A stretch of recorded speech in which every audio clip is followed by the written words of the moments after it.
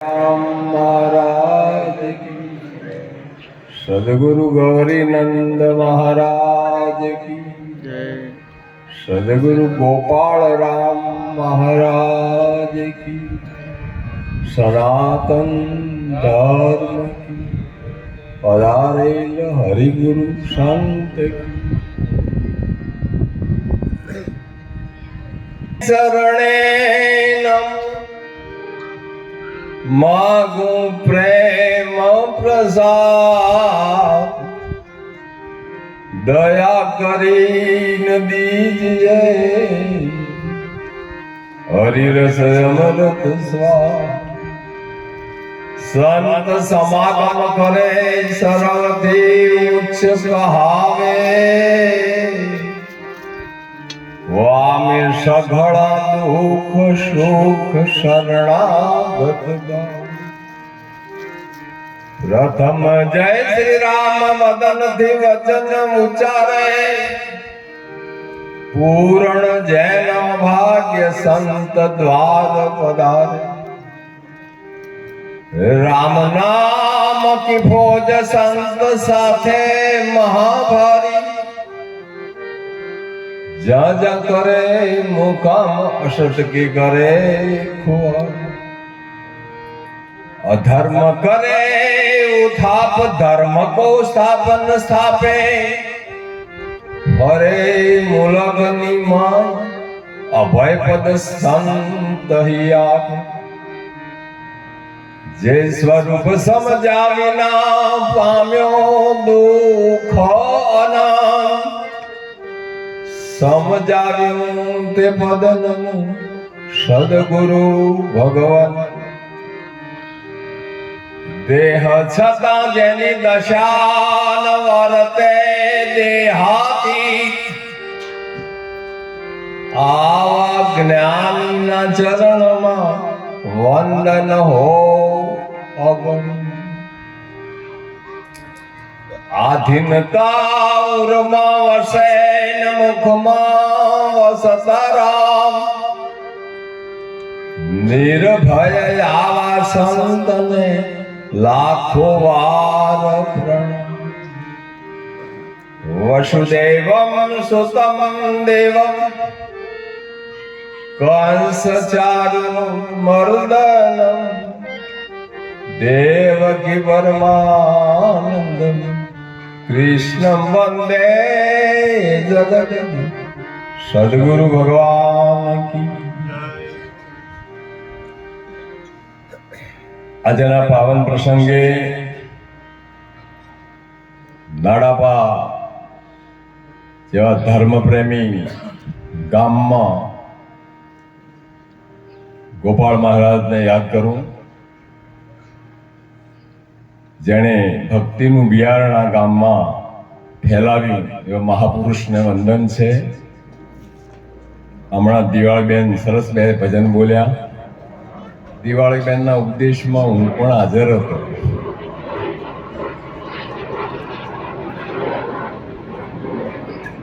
પણ યાદ રાખ્યું એટલે ધન્યવાદ છે।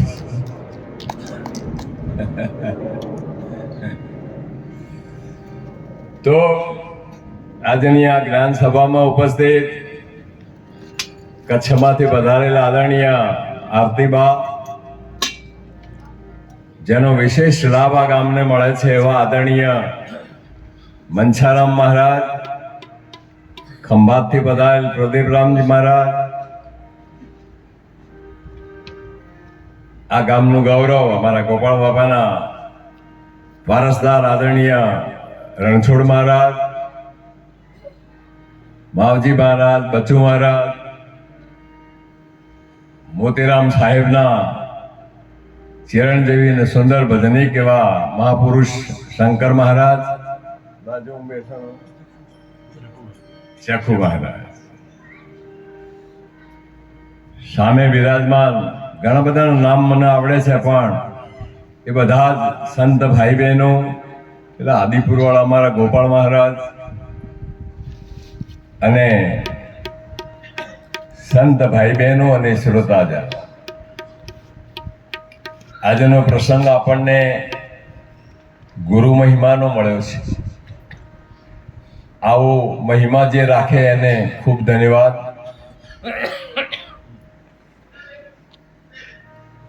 ભક્તિમાં ભાવની પ્રધાનતા છે. ભાવ વધે તો સમજવું કે ભક્તિમાં વૃદ્ધિ થઈ છે. ભાવમાં ઘટાડો થાય તો સમજવું કે ભક્તિમાં નુકસાન કરવાની તૈયારી છે. એટલે સંતોએ લખ્યું, ભક્તિ કરે નહીં ભાવ, દાશાતન દૂર રહ્યું, એને પૂરા ગુરુનું જ્ઞાન સદા પડદે રહે. એટલે તમે સૌ જાણો છો, પણ મને યાદ આવ્યું, મહાભારતનું એક દ્રષ્ટાંત છે. પાંડવોએ રાજસૂય યજ્ઞ કર્યો, તમે સૌ જાણો છો. તો એમાં ધર્મરાજાએ પૂછ્યું, ભગવાન કૃષ્ણે કહ્યું તમે યજ્ઞ કરો.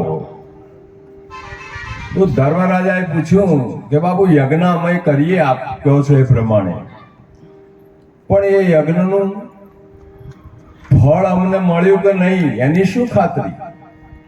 એ પૂર્ણાહુતિ થાય ત્યારે એનો ચિહ્નો શું? ત્યારે ભગવાન કૃષ્ણે કીધું કે આ યજ્ઞ પૂર્ણ થશે ત્યારે 3 વસ્તુ થશે. એક તો ધર્મની ધજા રડશે, સોનાનો નોળિયો નીકળશે અને શંખનાદ. આનું આયોજન થયું. ભગવાન કૃષ્ણે પ્રભુ પદ પડતું કર્યું, રાજાનું પદ પડતું કર્યું, પતરાળા ઉપાડવાની સેવા સ્વીકારી. તમે જુઓ સેવા શું વસ્તુ છે. આપણે સહેજમાં અગા પાછું થાય તો કેમ થાય છે? તો આવા યોગેશ્વર જે ભગવાન એ પણ સેવા સ્વીકાર. અને એમણે ભગવદ્ ગીતામાં લખ્યું છે, હે અર્જુન, તું સેવા દ્વારા આબાદી પ્રાપ્ત કરીશ, પણ એને વેચવાની નહીં, વહેંચવાની. સેવા દ્વારા જે આબાદી મળે એને વેચાય નહીં, વહેંચવાની. એટલે સેવાથી ઉત્તમ વસ્તુ કોઈ છે જ નહીં. સેવા ભગવાન કૃષ્ણે સ્વીકારી. આપણને એક આદર્શ મહાપુરુષ. તો બધો ઋષિ મુનિઓને બોલાવ્યા, બધાને જમાડ્યા, ભેટ પૂજા બધું કર્યું, પણ પેલું 3માંથી એક થયું નહીં. ધર્મરાજા ફરી ભગવાન કૃષ્ણ પાસે ગયા છે. પૂછ્યું કે બાપુ અમારો યજ્ઞ પૂરો થઈ ગયો, તમે જેમ બતાવ્યું એમ કર્યું, પણ આપણે કહ્યું એ પ્રમાણે કંઈ થયું નહીં, એનું શું કારણ? તો કે તમે ઋષિ મુનિઓ મહાપુરુષોને બોલાવે, એમાં કોઈ યોગ્ય વ્યક્તિ, આદરણીય વ્યક્તિ તમારે ત્યાં આવ્યા વગર રહી ગઈ છે, તપાસ કરો. તો આપણે જેમ કોઈ પ્રસંગ ગોઠવીએ તો કોને કોને આમંત્રણ આપીએ ના, શું ઓઢામણા કરીએ ને બધું લિસ્ટ બનાવીએ ને. તો કે લિસ્ટ જુઓ. લિસ્ટ જોતા બધા જ મહાપુરુષ સુપજ મુનિ ન આવેલા. સુપજ મુનિ દ્રૌપદીના ગુરુ હતા, કૃષ્ણના ગુરુ હતા. ગુરુ જ ન આવે. આ ગુરુની પધરામણી કોઈ દાડો ઘેર કરવી પડે. હો કે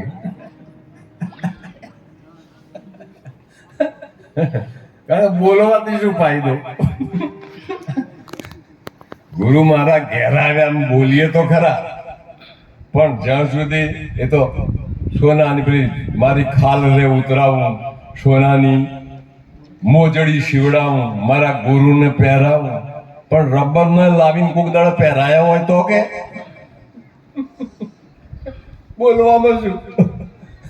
વાતો કરે, વાતોડિયા, વાતોથી શું મળે? નાણાં પડે ટંકશાળમાં, એમાં આપણને શું મળે? એ તો આવી મજૂરી કરવી પડે. આ કેટલા દાડાથી મતતા હશે અમારી બેન સુભીબેન ને જશુભાઈ, ત્યારે થાય ને. સંતોને તેડાવા એ બહુ જબરદસ્ત બાબત છે. તો કે કોણ રહી ગયું તપાસ કરો? તો સુપજ મુનિ રહી ગયા. તો કે કોણ લેવા જાય? એટલે કોઈ કામ હોય ને તો બળવાન માણસ પહેલો તૈયાર થાય. ભીમ કે હું જાઉં. હમણાં લઈને આવું. ભગવાન કૃષ્ણ કે આ પાછો આવવાનો છે. સંતને લાવવા એટલે આ કોઈ કોથળા ઉપાડવાનો છે? ભગવાન કૃષ્ણ કહે છે રહેવા દો. ના કે હું લઈને આવું, પણ કે એક વાત શરત મારી, આ તો સંત લાવવાના છે, એને જરાય અવિવેક ન કરાય, આગા પાછું બોલાય નહીં. ભગવાનને ખબર તે લાવી નહીં શકે, પણ એનો અહંકાર તો ઓછો થાય કે જાઓ પણ અવિવેક નહીં કરે. બાંધીને મોકલ્યા. ભીમ તો પહોંચ્યા રથ લઈને, વંદન કરીને કે હસ્તિનાપુરની રાજધાનીમાંથી હું આવ્યો છું, મોટા ભાઈએ મને મોકલ્યો છે. આમાં મોટા ભાઈએ યજ્ઞ કર્યો, આપ પધાર્યા નહીં, અમારો યજ્ઞ અધૂરો રહ્યો છે, મને તેડવા મોકલ્યો છે, તો આપ પધારો. સુપજ મુનિ કહે છે હું ક્ષત્રિયનું જમતો જ નથી, હું ક્ષત્રિયનું જમતો. એને થયું કે હવે ત્યાં રજા નથી મને, કે આવું બોલીએ કે હાય ને. સુપજ મુનિ પોતે જ્ઞાતે વાલ્મીકી હતા, તમે સૌ જાણો છો. એટલે ભીમ બોલી ન શક્યા, ત્યાંથી બાંધીને મોકલેલા. કે હમણાં આગળ થઈ જાય ને, હમણાં એની તાકાત છે મને ના પાડી શકે કે બાપુ હું તો ચિઠ્ઠીનો ચાકર છું, લેવા આવ્યો છું, તો પધારો. બહુ રિક્વેસ્ટ કરીએ ત્યારે કહ્યું કે હું આવું તો ખરા, પણ એ યજ્ઞનું ફળ મને અર્પણ કર. કે બાપુ યજ્ઞ મેં કર્યો નથી, અને હું રાજા નથી. રાજા તો મોટા ભાઈ છે, ધર્મરાજા છે, અને એ ફળ અર્પણ કરવાનો અધિકાર તો એમને છે. તો કે જતા રહો, નહીં આવું. ભીમ તો વિલામાં પાછા આવ્યા. ગોકળભાઈ કેવું થયું છે? પાછા આવ્યા. ભગવાન કૃષ્ણ ખબર હતી કે આ પાછો જ આવવાનો છે. તો કે હવે કોણ લેવા જાય? ધર્મરાજા કે હું જાઉં? કે ના ના, તમારું એક કામ નથી, કૃષ્ણને મોકલો, દ્રૌપદીને મોકલો, એના ગુરુ છે એને મોકલો, એ લઈ આવશે. કૃષ્ણને કહેવામાં જાઓ ગુરુજીને લઈ આવો. દ્રૌપદી ઉપડ્યા, રથ લઈને જાય છે. મહારાજને પ્રણામ કરીને કે બાપુ મને તેડવા મોકલી છે, અમારા યજ્ઞમાં આપ આવ્યા નહીં, હું લેવા આવીશું. સંત છે ને, જ્યારે સત્ય આવે ને ત્યારે માથાકૂટ ના કરે. એને ખબર હતી કે દ્રૌપદી હસ્તિનાપુરની મહારાણી છે, જેટલો અધિકાર રાજાને છે એટલો આ રાણીને છે. એટલે એની આગળ બીજું કાંઈ બોલ્યા પણ કે કૃષ્ણ તમે એ યજ્ઞનું ફળ મને અર્પણ કરો. દ્રૌપદી રાજી થઈ ગયા કે બાપુ એક યજ્ઞ તો શું, તો આપણે ભજન બોલીએ છીએ ને, અરે મન રે સંતા દેખીને સન્મુખ ચાલી, ઢગલે ઢગલે યજ્ઞ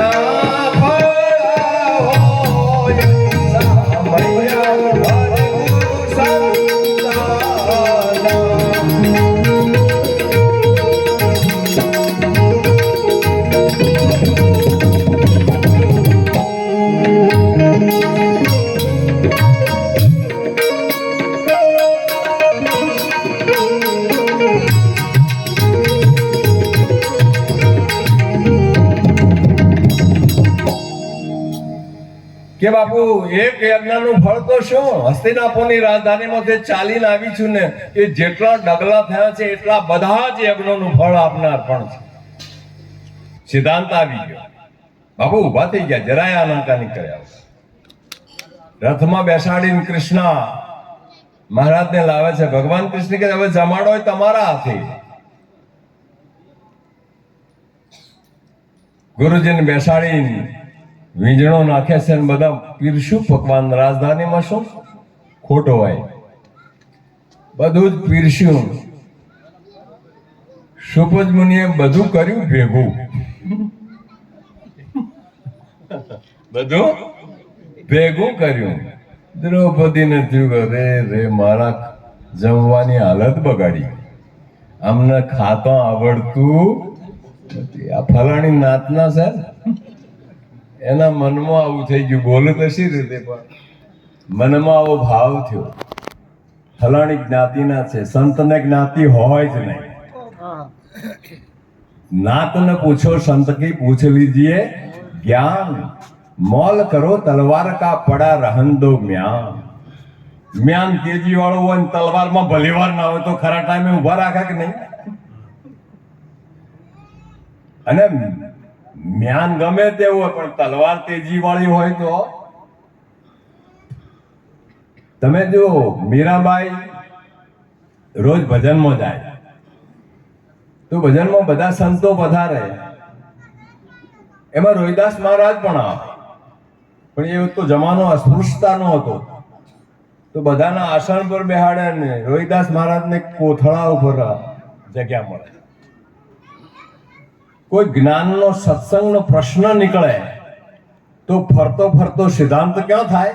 પેલા કોથળા ઉપર. મેરાને આકર્ષણ થઈ ગયું કે મારું જ્ઞાન તો ત્યાં છે. આ બધા વિદ્વાનો છે, જ્ઞાની નહીં. વિદ્વાન અને જ્ઞાનીમાં ફરક છે. તો શું ફરક છે? તો નાની વાતને લાંબી કરે એ વિદ્વાન,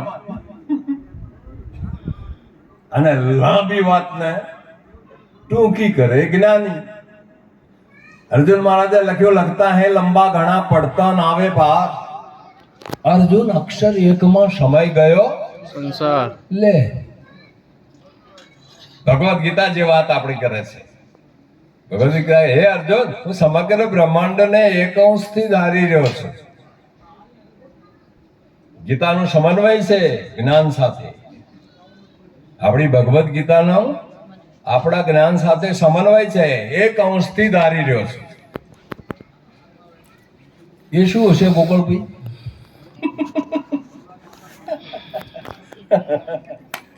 વાત સાચી ને? હા, મેં કહી દીધું, પણ હવે ધ્યાન બેહે તો બેહે. લગતા હે લંબા ઘણા પડતા નાવે પાર.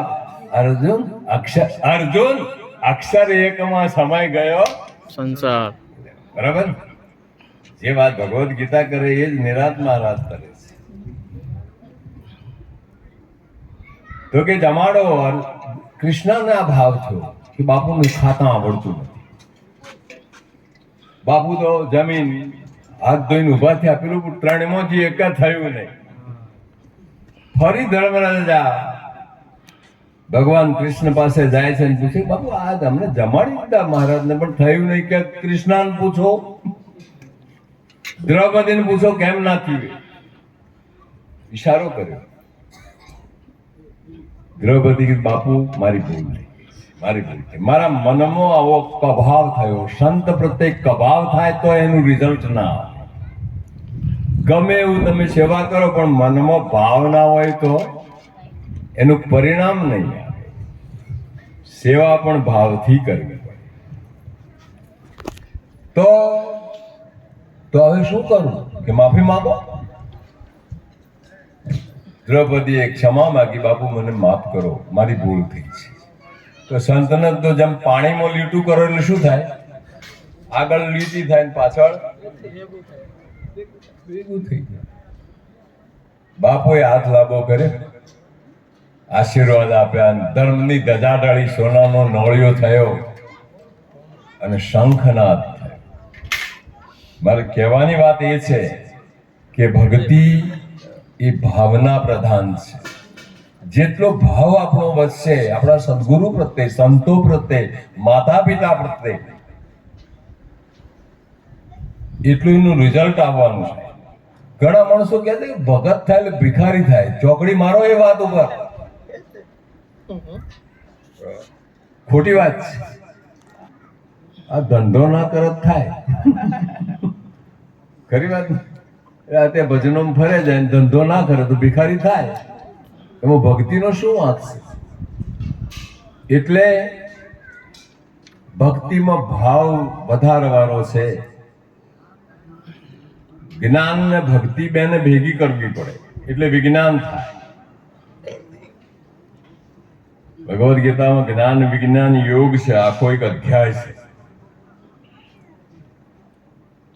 તો વિજ્ઞાન એટલે શું? અનુભવ. અનુભવ થાય. એ અનુભવ બે મિક્સ કરવું પડે.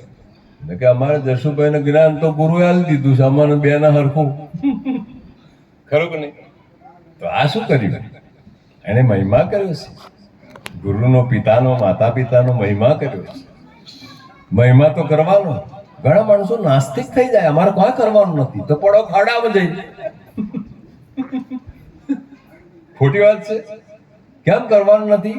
ગુરુએ શરતો સાથે આપણને ઉભા કર્યા છે કે તનથી સંતોની સેવા કરજે, મનથી ભજન કરજે ને ધનથી શુભકામ કરજે. આ શુભકામ છે ને, સંતોને તેડ્યા છે તે. એટલે આ ગામમાં બહેનોનો વિશેષ ભાવ છે. ભક્તિ ટકાવી હોય ને તો આ બહેનો ટકાવાય છે. ખરેખર મારા ધ્યાનમાં આવ્યું છે, એ વાત કરું છું. તો બહેનોને મારે કહેવું છે કે આપણા ઉપનિષદમાં એક દ્રષ્ટાંત છે, બૃહદારણ્યક ઉપનિષદ. કદાચ કાલે હું ત્યાં પણ બોલ્યો છું, પણ ફરી મારે અહીં બોલવું છે કે યાજ્ઞવલ્ક્ય મુનિનું નામ આપ સૌએ સાંભળ્યું છે. બ્રહ્મવેતા પુરુષ, જ્ઞાની મહાપુરુષ યાજ્ઞવલ્ક્ય. યાજ્ઞવલ્ક્ય મુનિને બે પત્નીઓ હતા. એકનું નામ કાત્યાયની હતું ને બીજુંનું નામ મૈત્રેયી. તો કાત્યાયની હતી વ્યવહાર કુશળ બાઈ. હા, વ્યવહાર કુશળતા પણ હોવી, કારણ કે ભાઈઓ છે ને મગજથી જીવે અને બહેનો હૃદયથી જીવે. બહેનો હૃદયથી જીવે. તો યાજ્ઞવલ્ક્ય મુનિની ઉંમર થઈ પછી એમને થયું, પહેલા ઋષિકાળમાં ઋષિઓ હતા ને એ પુરુષાર્થી લોકો હતા.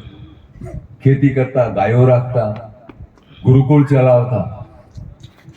હા, એ બધા ગ્રસ્તાશ્રમી હતા. તો યાજ્ઞવલ્ક્ય મુનિએ 50 વર્ષની ઉંમર થઈ પછી નક્કી કર્યું કે હવે આ સંસારમાંથી વિરક્ત થવું. તો બે પત્નીઓને બોલાવી કે મારી પાસે આ જે સંપત્તિ છે એ હું તમને અડધી અડધી આપવા માંગુ છું, 50% આપી દો, બેને વહેંચી આપો. તો કાત્યાની તો રાજી થઈ ગઈ, પણ મૈત્રેયી જ્ઞાની બાઈ હતી. તમે આપણા શાસ્ત્રોમાં મૈત્રેયી, ગાર્ગી, મદાલસા, આ કોઈ ભાઈઓનો જ અધિકાર છે એવું થોડું છે. મહાન વિદ્વાન બાઈઓ થઈ છે. તો કાત્યાની તો કબૂલ થઈ ગયું. મૈત્રેયી બોલી છે કે તમે આ બધું અમને સોંપીને તમે શું કરવા માંગો છો? તો કે હું મોક્ષના માર્ગે જવા માંગુ છું. યાજ્ઞવલ્ક્ય ઋષિ કહે છે.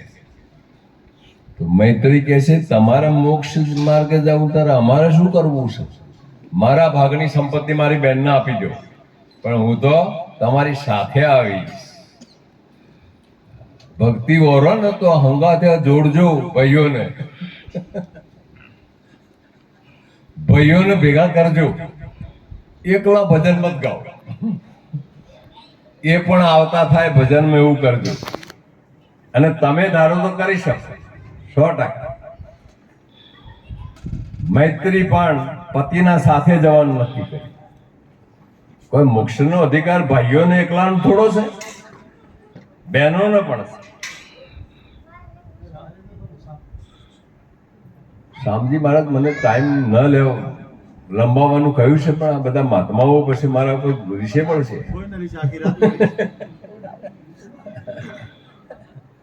હા ભાઈ, તમારી રજા હોય તો બોલું. સવાર સુધી બોલો, સવાર સુધી. હે? સવાર સુધી બોલો. ના હવાર સુધી તો ઠીક છે. મનમાં કોઈને એમ થાય કે આનંદ શુક્ર બોલાયા છે. ઘણી વાર ઠપકો થાય છે મને ગયા કેડી. તો અહીંયા મારે મદાલસાનું આખ્યાન કરવું છે. માતાઓની વાતો કરીને ને તો મદાલસા નામે એક મહાન જ્ઞાની બેન થઈ ગઈ. તમે સૌ જાણતા હશો, પણ મેં બાપુ પાસેથી સાંભળ્યું છે, નરભેરામ બાપુ પાસેથી. એ બોલતા, મને મોઢે આવડતું નથી, એ તો મોઢે બોલતા. એ મદાલસા નું આલરડું આપણે કરીએ, આપણે બધા ભેગા થઈ.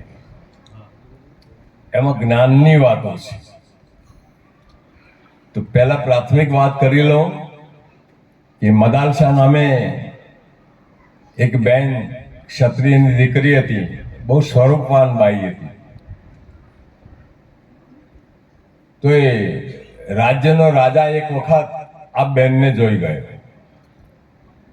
અને એ વખતે તો રાજવીઓ બધા ગમે તે બેન દીકરીને લઈ જાય, આવી પરિસ્થિતિ હતી.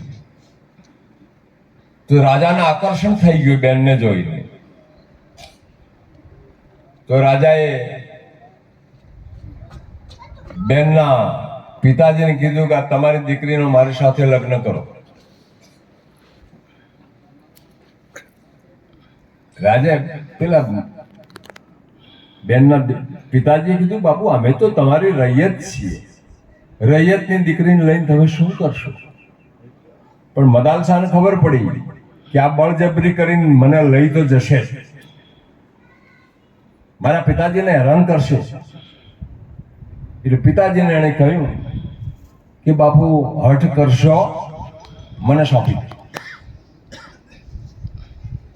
તો એના પિતા નક્કી થઈ ગયા આપવા. પછી આ બેને રાજા સાથે એક શરત કરી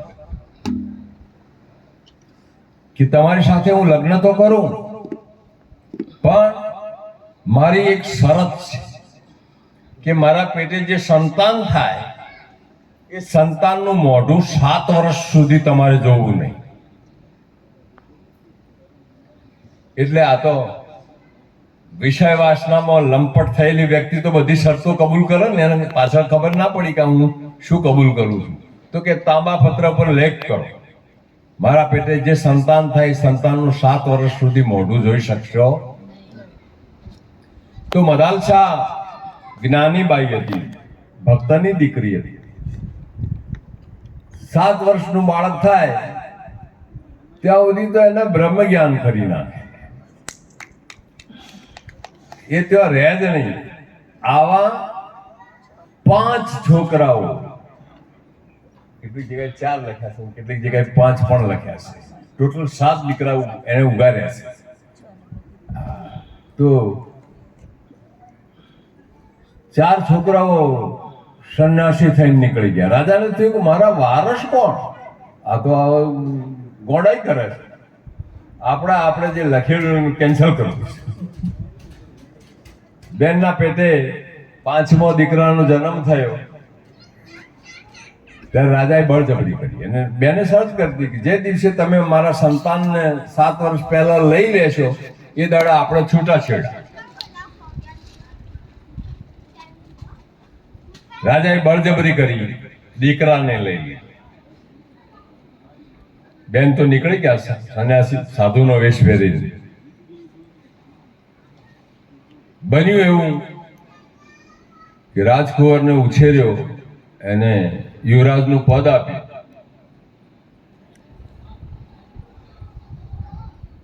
ગાદી પણ સોંપી ઉંમર લાયક થયા ત્યારે.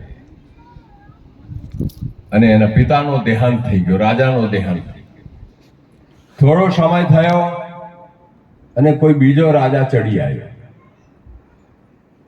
એને થયું કે હવે રાજ જવાનું.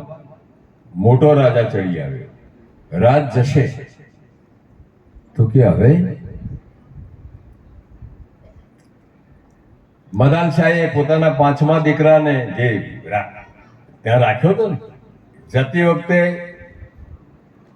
હું બોલું છું હમણાં, એ આલરડું લખી અને એનું તાવીજ બનાવીને હાથે બાંધી દીધો અને લખ્યું બરાબર ખરું સંકટ પડે ત્યારે ખોલવું.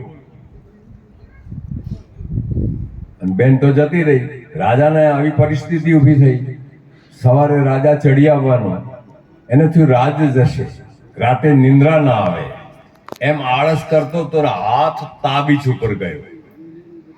વાંચ્યું બરાબર ખરું સંકટ પડે ત્યારે ખોલવું, કે હવે આનાથી ભારે સંકટ કયું?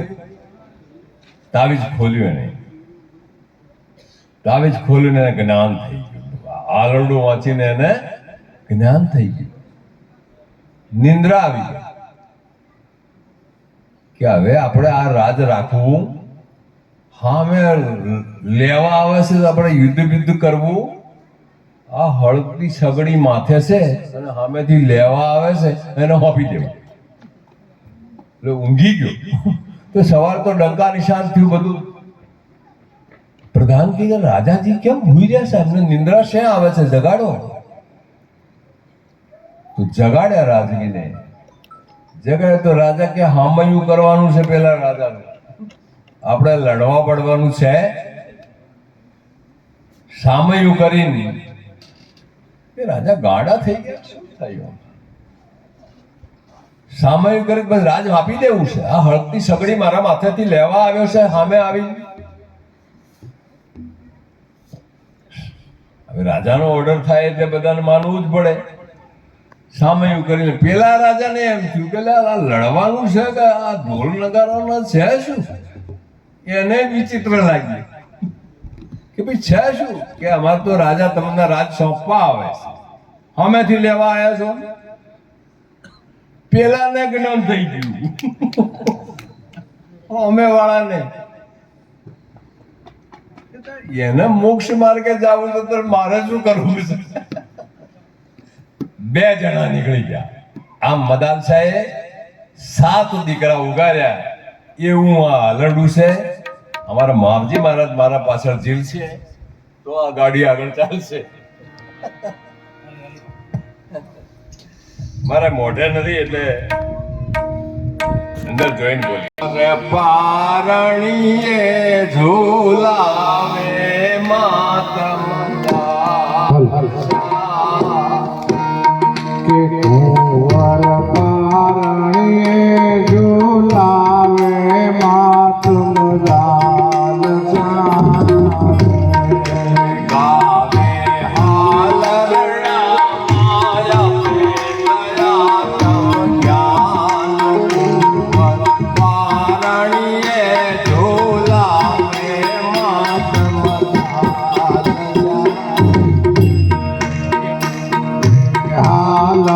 હાલરણામાય દયા તમ જ્ઞાન.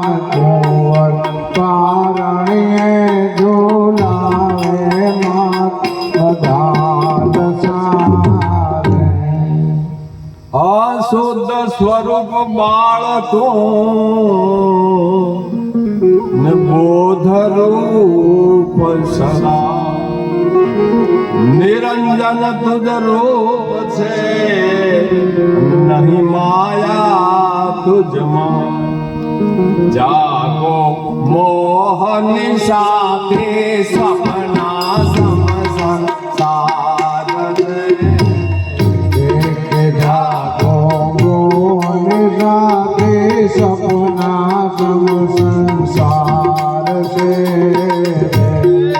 જાગો મોહની સાથે સપના સમ સંસાર રે. જાગો મોહન સાથે સપના સમ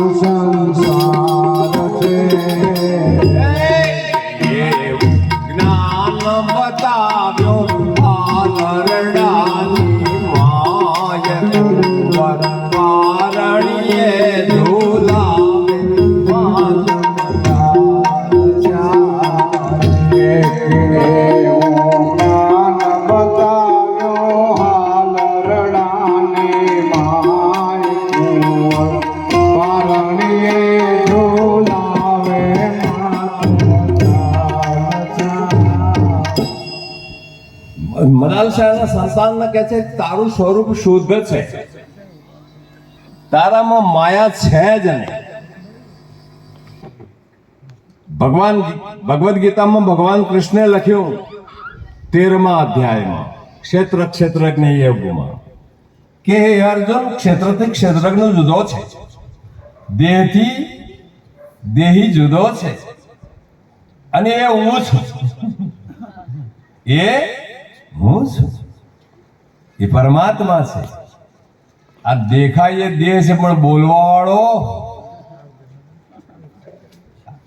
તમે આ શરીરનો ફોટો પાડી શકો, પણ બોલવા વાળો ફોટામાં ના આવે. હું બોલું છે ટેપ કરી શકો, પણ બોલવા વાળો ટેપમાં આવું તારું શુદ્ધ સ્વરૂપ છે. અને માયામાં તો આવા ફેરફારો થયા કરવાના, બધાને થવાના, આપણે થાય. આ કાયમ કોઈનું એક સરખું રહેતું નથી. સંતોએ લખ્યું માતા પિતા સુત ભાત્ર ઓર ભગિની એ સબ ઠગની ટોળી હે, સ્નેહ વધારી છેટા રહેશે, અંતે રહેશો આંખો ચોળી. એટલે અને માયાના કોઈ માલિક થઈ શકે નહીં. માયાનો અર્થ જ એ છે નથી ને દેખાય છે. નથી ને દેખાય છે, એ માયા છે નહીં પણ દેખાય છે. હવે આ દ્રશ્ય પ્રપંચનો બાદ કોણ કરાવે? એ સદગુરુ કરાવી શકે, બીજું કોઈ કરાવી શકે નહીં. કે આ દેખાય એ માઇક નથી, આ દેખાય આ માઇક નથી, અને માઇક છે આ ઓંખે દેખાતું નથી. એ અઘાટ છે, નિર્ગુણ છે. બૌદ્ધિક ભાઈ બહેનોને આનંદ આવશે, કદાચ કોઈને બીજાને ખબર ના પડે તો ક્ષમા કરજો. આ તો વાત આવી છે, પડદાવાળી વાત છે. અને પડદો હટાવવો હોય તો આ ગુરુ કરવા માટે પ્રતિજ્ઞા લઈ લો તો પડદો હટી જશે. તો આગળ કે છે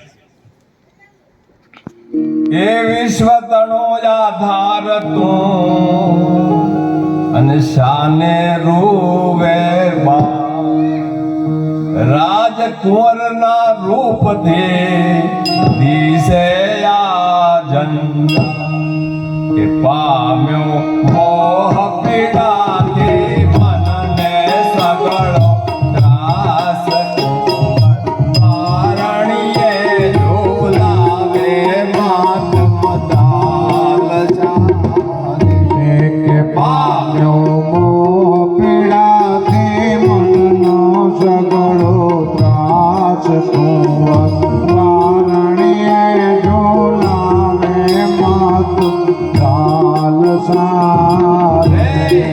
નાના ગુણ થકિયા દુઃખ સકળ દર્શાય છે, કે નાના ગુણ તકિયા દુઃખ સફળ દર્શાય છે. કુંવર પારણીએ ઝોલાવે માત મદાલ કે કુંવર પારણીએ ઝોલાવે માત મદાલ સારે. જ્ઞાન બતાવ્યો હાલરડાની માય, કુંવર પારણીએ ઝોલાવે માત મદાલ એવો જ્ઞાન બતાવ્યું હાલરડાને માય, કુંવર વારણીએ ઝોલાવે માત મદાલ. હવે અત્યારે બહેનો હાલરડા ગાવાના બદલે એ બાવો આવ્યો. બાવા બિચારે કે અમે તમારું શું બગાડ્યું છે? આવું હાલરડું ગાય તેના સંતાનો કેવા પાકે, હે જ્ઞાની પાકે. એટલે મદાલસાની વાત ઉપરથી પ્રેરણા લેવા જેવી બાબત છે કે તું વિશ્વનો આધાર છે, આ વિશ્વ આખું તારા વડે છે. તો આપણે સમજીએ કેવી રીતે. તો આપણે છીએ તો આખું જગત છે. તમે જતા રહો પછી આપ હોવા પછી ડૂબ ગઈ દુનિયા ને. તમે વચ્ચે વચ્ચે બેઠા છો, આજુબાજુ બધા જ તમારા સગાવાલા બેઠા છે, તમે ઉઠીને વચ્ચે જતા રહો પછી કોણ કોનું હગું છે? તમારા વડે જ આ વિશ્વ છે, પણ તમે કોણ છો આ વાત ઓળખવી પડે. આમાં તમે કોણ છો? આ દેહ તમે છો નહીં. આ દેહના ઓઠે તમે છો.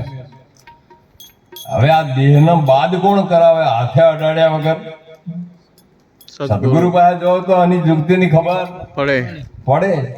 બધું મૂકો, તન મૂકો, મન મૂકો, ધન મૂકો, શીશ મૂકો, પછી જે શેષ રહ્યો એ તું છે. તું માયાનું વિભાજન કર, શેષ વધે એ ઈશ્વર છે. ઈશ્વર કોઈ બારગામથી થોડો આવે છે. ઘાટ જુદા છે પણ વસ્તુ એક જ છે. આ વાત સમજવાની. તો એ નિજ સ્વરૂપ બાળતું અને નહીં તારું કઈ ના. પાંચ ભૂતનું ભૂતળું એ નામ તણું છે ઠા. ધર્યો નામ તમારો મિથ્યાએ જાણજો રે. ધર્યો નામ તમારો વિદ્યાએને જાણજો રે. દેહ તમારો દેહ નહીં તું બાળક પારણીએ. સારે કે નહીં દેહ તમારો દેહ નહીં તો બાળતું પારણીએ જોડાવે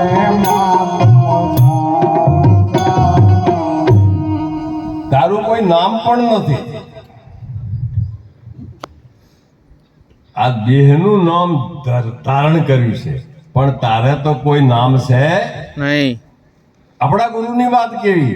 નામથી આ નામ નામ સારન કો સાર ભાઈ. સદગુરુ મળતો નિશ્ચય નક્કી. આ ધરેલું જે નામ છે, પાડેલું જે નામ છે એ મિથ્યા છે.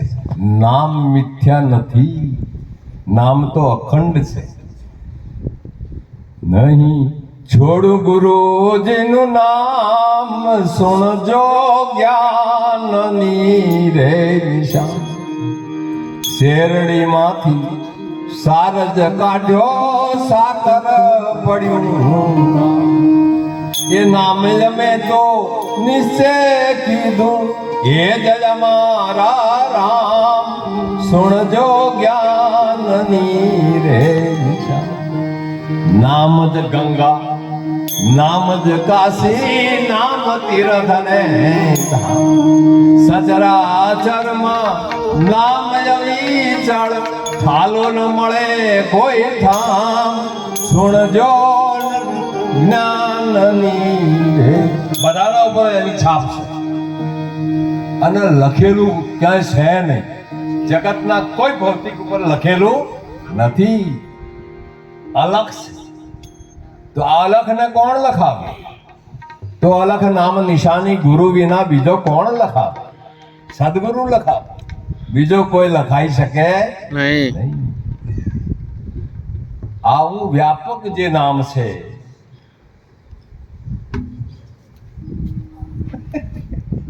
એ ઘટે જે પ્રાણીઓ અનજળનો આહાર, તેમાં તમે વધતા ઘટતા નથી.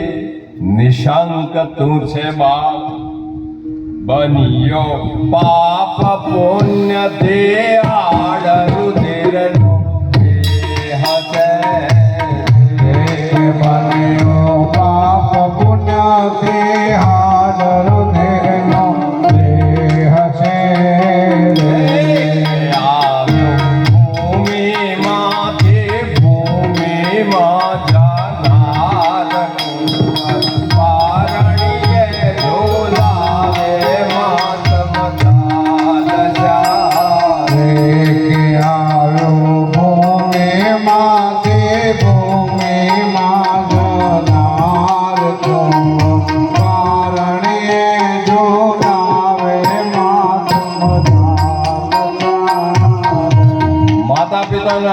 વીર્યથી પાપ અને પુણ્યથી આ દેહ બંધાણો છે.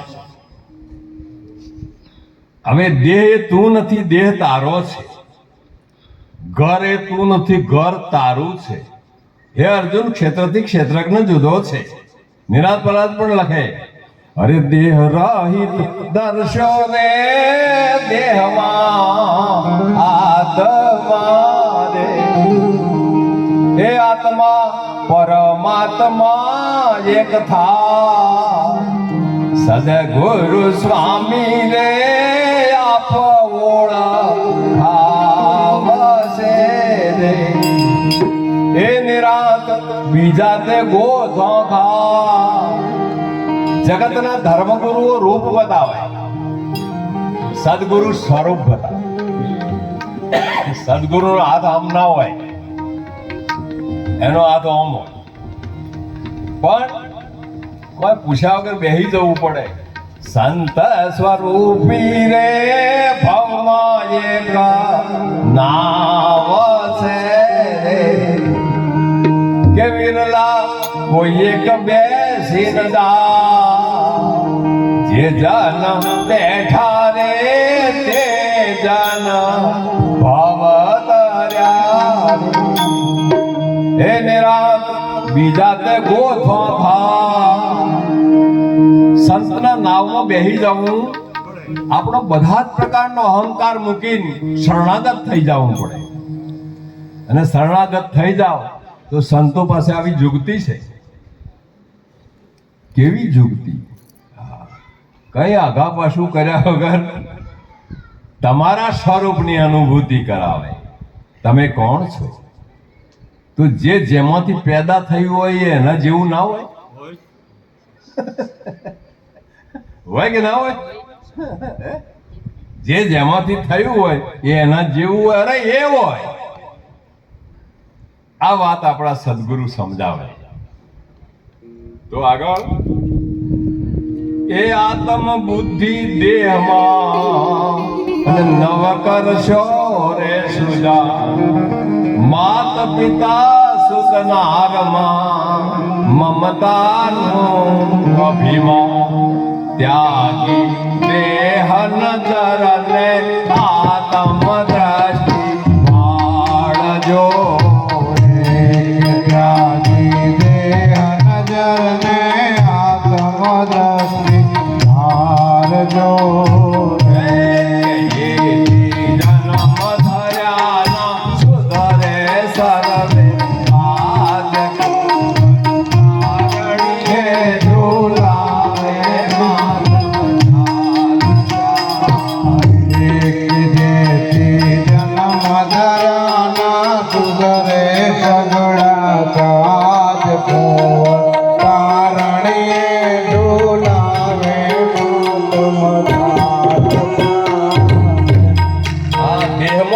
બુદ્ધિ નહીં કરવાની. દેહ અને આત્મા બે જુદો છે. અરે એનાથી આગળ આપણા ગુરુની વાત છે. હા, તો નામ નગર નવખંડમાં નિરાત નિર્ગુણ દેશ. અમર ફળ ત્યાં નિબધે વર્ષે મેઘ. તમારે ઓગળી મૂકવી ના પડે. હરીમાં હરવું ને હરીમાં ફરવું. હરીમાં લાગે હાથ. કેમો કહે ક્યાં ગોતું, જ્યાં જોવું ત્યાં મારો નાથ. પરમાત્મા સિવાય કોઈ છે જ નહીં. યોગ વશિષ્ઠ રામાયણમાં ભગવાન રામ બેઠા છે ને વશિષ્ઠ મહારાજ કહે છે, હે રામ, 3 કાળમાં જગત છે જ નહીં. કોણ બોલે છે? મહાપુરુષ ભગવાન રામના ગુરુજી બોલે છે કે 3 કાળમાં જગત છે. રામ કહે છે, પણ બાપુ આ મને દેખાય છે શું છે? મને દેખાય છે શું છે? કે રામ તેરી કલ્પના है. કલ્પના છૂટે તો પરમાત્મા સિવાય કોઈ છે. એટલે દેહમાં આત્મ બુદ્ધિ. તમે કહો છો પ્રોફેસર સાહેબ બેઠા જતા રહ્યા, જતા રહ્યા, બેન બેઠા છે. હા, ખરું સાહેબ જતા રહ્યા. એમ મને એક જગ્યાએ પ્રોફેસર સાહેબ મળ્યા. અમારે થોડું ડિસ્કશન થયું. તો પછી જ્ઞાની પુરુષ હતા, સારા પુરુષ હતા. તો મને કે કંઈક પ્રશ્ન કરો, કંઈક પ્રશ્ન કરો. સાહેબ શું પ્રશ્ન કરું? મેં કીધું આ પેન હતી ને ગોકળભાઈ, મેં કીધું સાહેબ આ અક્ષર પેનમાંથી આવે કે શાહીમાંથી?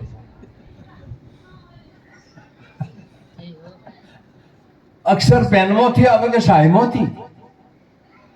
કે આ તો વિચિત્ર પ્રશ્ન છે. ભેગું કરીને બોલ્યા એ કે પેન ને શાહી બેમાંથી આવે. વાહ વાહ, મેં મૂકી દીધી. કીધું પેને છે ને શાહીએ છે, અક્ષર લાવો. નહીં આવે કે મને કે ક્યાંથી આગળ તમારામાંથી અક્ષર આવે. હવે તમારામાંથી ક્યાંથી આવે છે એ ગુરુની વાત છે. ત્યાં આગળ હું નહીં કહી શકું. બેન જોજો સાહેબ બી કહેતો નહીં. કહેશો તો કોઈ વાંધો નહીં, જુનાગઢના છે ને, મહેતાજીના ગામના છે. તો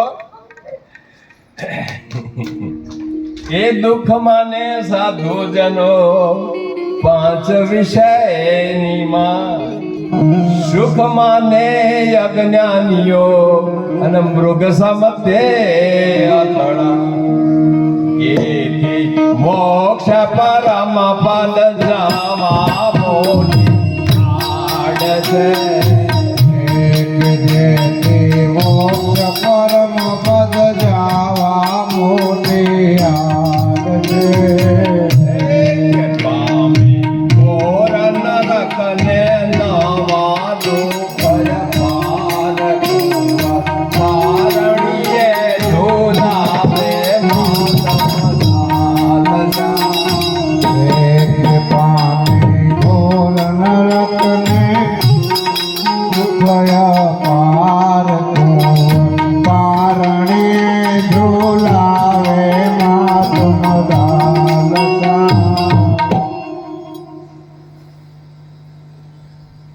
દુઃખ માને સાધુજનો 5 વિષયની માય, શબ્દ સ્પર્શ રૂપ રસ ને ગંધ.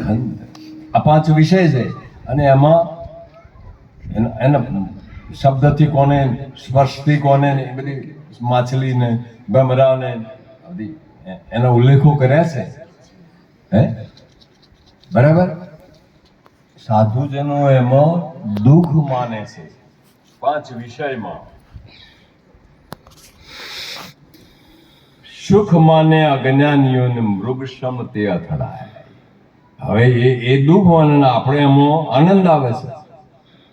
આપણે 5 વિષયોમાં સુખ થાય છે, પણ એ સુખ ક્ષણિક છે, કાયમી છે નહીં. કાયમી સુખ તો કયું? સુંદર વિલાસમાં લખ્યું કે જો સુખ નિત્ય પ્રકાશ વિભુ નામ રૂપ આધાર, મતિ ન જહી મતિ લીખે સામે શુદ્ધ અપાર. જે સુખ એવું હોવું જોઈએ કે જે નિત્ય હોય. તો નિત્ય કયું સુખ? આ સત્સંગનું સુખ એ નિત્ય છે, અને એ દિન પ્રતિદિન એમાં વૃદ્ધિ થાય છે. પેલામાં તો તમે થોડી વાર એ બધા વિષયોમાં રસ આવે, પરમેનન્ટ ના હોય. હવે પરમેનન્ટ સુખ તમારા સ્વરૂપમાં છે, બીજી કોઈ જગ્યાએ છે નહીં.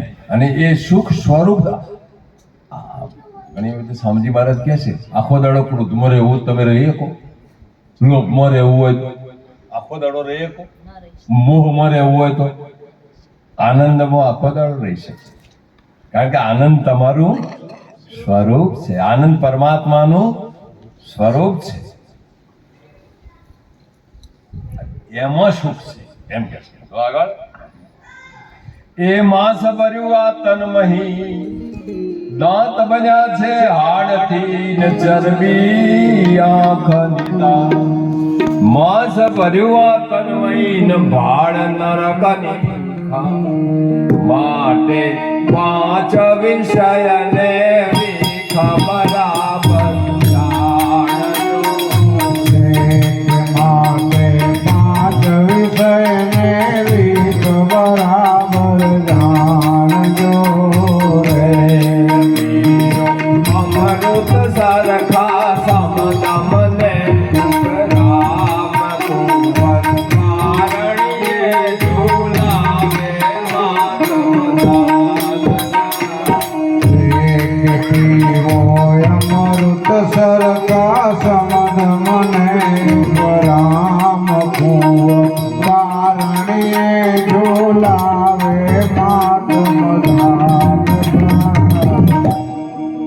આ તો આ ચામડાથી મઢ્યું છે ને એટલે સારું લાગે છે આજે.